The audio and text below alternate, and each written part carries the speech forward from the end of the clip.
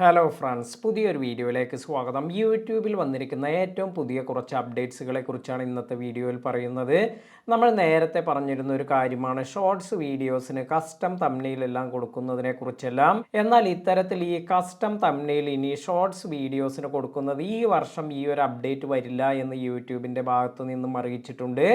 അപ്പോൾ ഇത് കുറച്ച് സമയം കഴിഞ്ഞതിന് ശേഷമെല്ലാം ആയിരിക്കും ലോഞ്ച് ചെയ്യുക. ഇത്തരത്തിൽ ഇത് ഡിലേ ആകുന്നതിനുള്ള കാരണം യൂട്യൂബ് തന്നെ അറിയിച്ചിരിക്കുന്നത് യൂട്യൂബ് ഷോർട്സിലേക്കുള്ള വ്യൂസിൽ അധികവും കോൺട്രിബ്യൂട്ട് ചെയ്യുന്നത് ഇത് ഷോർട്സ് ഫീഡ് വഴിയെല്ലാമാണ്. അതായത് നിങ്ങളുടെ ഷോർട്സ് ഫീഡിലേക്ക് പോയി ഇവിടെ നിന്നാണ് നിങ്ങളുടെ ഷോർട്സിന് കൂടുതൽ വ്യൂസ് വരുന്നത്. അതിനാൽ തന്നെ നമ്മുടെ കസ്റ്റം തംബ്നെയിൽ ഒന്നും തന്നെ ഈ ഒരു ഷോർട്സ് ഫീഡിൽ ഡിസ്പ്ലേ ചെയ്യുന്നുമില്ല. അപ്പോൾ ഈ ഒരു കാരണത്താൽ കസ്റ്റം തംബ്നെയിൽ ഇപ്പോൾ ലോഞ്ച് ചെയ്യുന്നില്ല എന്നതാണ് യൂട്യൂബ് അറിയിക്കുന്നത്.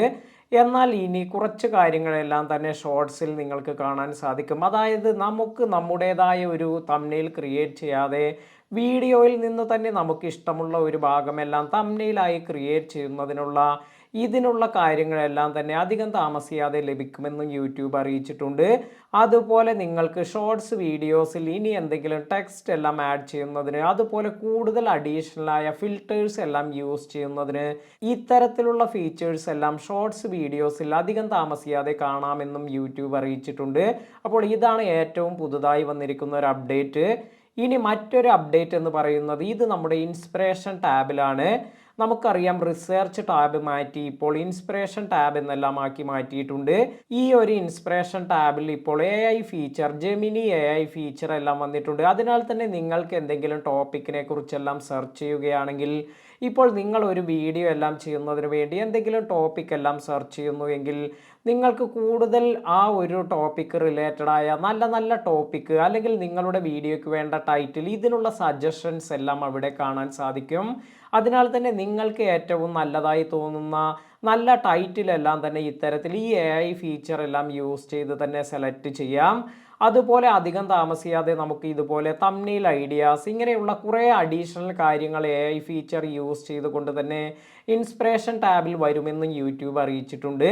അപ്പോൾ ഇതും അടുത്തതായി നമുക്ക് കാണാൻ പറ്റുന്ന ഒരു ചേഞ്ചസ് ആയിരിക്കും.